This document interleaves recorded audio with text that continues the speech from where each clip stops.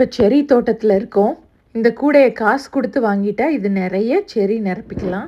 நமக்கு எவ்வளோ செரி வேணுமோ அவ்வளோ சாப்பிட்டுக்கலாம். வாங்க போய் பார்க்கலாம் எப்படி இருக்குன்னு.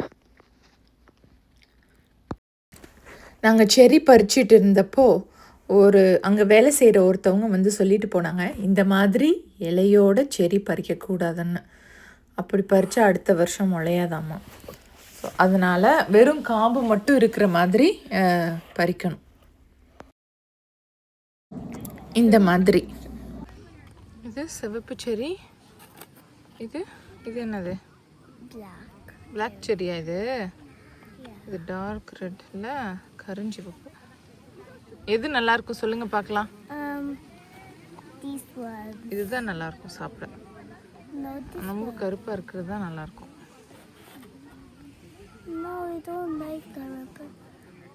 கருப்பு செரி தான் நல்லாயிருக்கும். இந்த தடவை கருப்பு செரி அவ்வளோ கிடைக்கல.